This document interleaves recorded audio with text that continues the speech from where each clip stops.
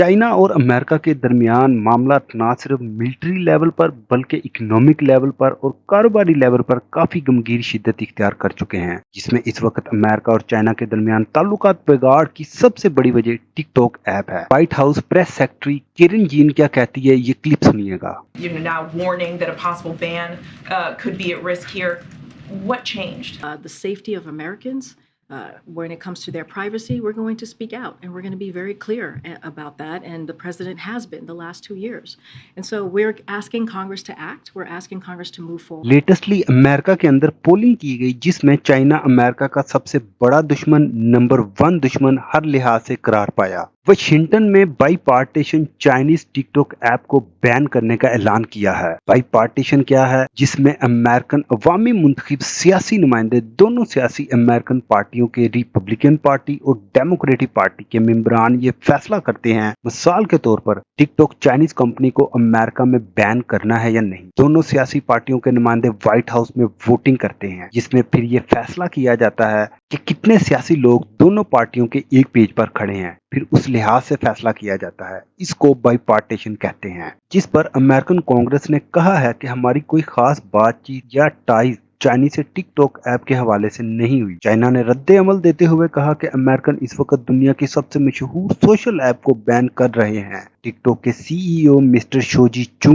और टिकटॉक की parent company bite dance को जबरदस्ती अमेरिका के अंदर अमेरिकन टिकटॉक ऑपरेशन से मरहूम किया जा रहा है। इंटरनेशनल एनालाइजर के मुताबिक ये जो कुछ भी अमेरिका और चाइना के दरमियान हो रहा है, ना तो ये टिकटॉक कंपनी के लिए बल्कि पेरेंट कंपनी बाइट डांस के लिए भी अच्छा नहीं है। अभी लेटेस्टली अमेरिका ने टिकटॉक का नया सीईओ हायर किया है, जिसका नाम शोजी चू है। दरअसल ये सिंगापुर का रहने वाला और हार्वर्ड यूनिवर्सिटी से पढ़ा हुआ है, मगर इसके जो बड़े थे वो चाइना के रहने वाले थे। और अब जब मीडिया इससे चाइना के बारे में या दूसरे सवालात पूछता है तो ये बड़ी होशियारी से उनकी बात को डॉज करता है और अपना सारा फोकस टिकटॉक के कंटेंट पर रखता है।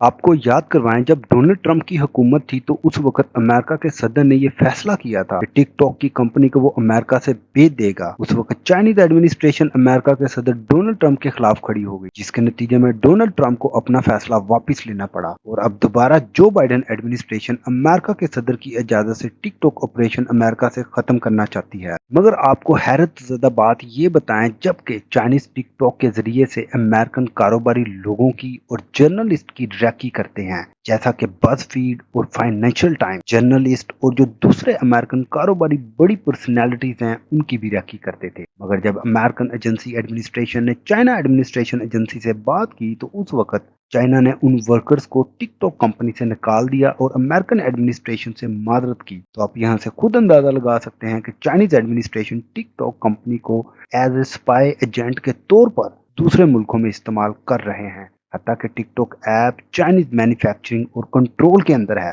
मगर उनके अपने मुल्क के अंदर टिकटॉक बैन है, क्योंकि चाइना टिकटॉक के एल्गोरिदम को बहुत पसंद करता है। अलबत्ता अभी आप चाइना फॉरेन मिनिस्ट्री एडमिनिस्ट्रेशन का क्लिप सुनिए, वो क्या कहते हैं। Should respect the principles of the market economy and fair competition. It should stop unreasonably suppressing companies from other countries and provide an open, fair and non-discriminatory environment for investment and operation. Chinese foreign administration के मुताबिक America को लाजमी international असूलों और principal economic market का ख्याल रखना चाहिए और किसी भी मुल्क में किसी कंपनी को बैन नहीं करना चाहिए, बल्कि गैर इम्तियाजी सलूक को खत्म करके मुल्कों के अंदर इकोनॉमिक मार्केट में खुली इन्वेस्टमेंट करनी चाहिए। अब आप लोगों के जहनों में ये सवाल पैदा हो रहा होगा कि अमेरिका और चाइना दोनों एक टेबल पर बैठ के मामला को क्यों नहीं अच्छे तरीके से हल करते। तो आपको बताएं, जैसा कि आप सब जानते हैं कि हवावे की वजह से अमेरिका और चाइना में काफी मामला खराब हुए और अब टिकटॉक की वजह से मामला खराब हो रहे हैं। ये कुछ मनाजर आपकी स्क्रीन पर एनालिसिस किए गए हैं। 22% लोग यूट्यूब का इस्तेमाल अमेरिका में करते हैं, 25% लोग टिकटॉक का इस्तेमाल करते हैं। अमेरिका में तकरीबन 10.5 करोड़ लोग हर रोज टिकटॉक का इस्तेमाल करते हैं। तो आप यहाँ से अंदाजा लगा सकते हैं कि चाइना के लिए टिकटॉक का एल्गोरिदम कितना खूबसूरत और कितना फायदेमंद है कि हर रोज कितने लोग पूरी दुनिया में टिकटॉक का इस्तेमाल करते होंगे और कितना पैसा वो कमाता होगा और पैसे के अलावा वो कितनी इंटेलिजेंस इंफॉर्मेशन पूरी दुनिया से कलेक्ट करता होगा।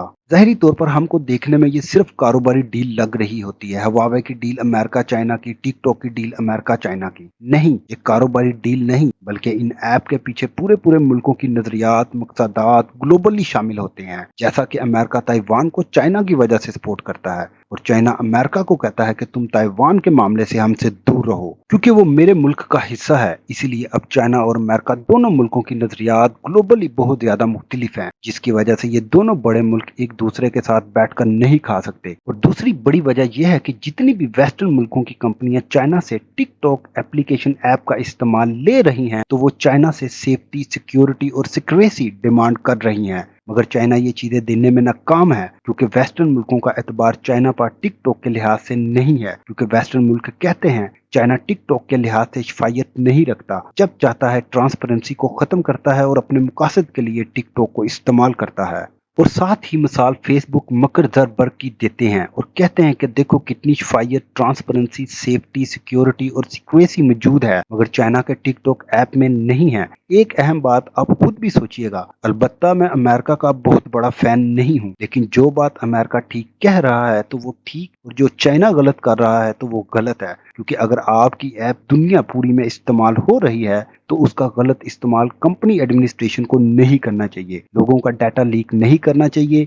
बहरहाल फैसला आपका और आप क्या सोचते और समझते हैं। हम आपके लिए इसी तरह की इंफॉर्मेटिव वीडियो लेकर आते हैं, तो लिहाजा साथ जुड़े रहने के लिए गुलशन इंटरनेशनल न्यूज़ उर्दू चैनल को सब्सक्राइब करना ना भूलें और कमेंट्स में अपने ख्याल का इजहार जरूर करें।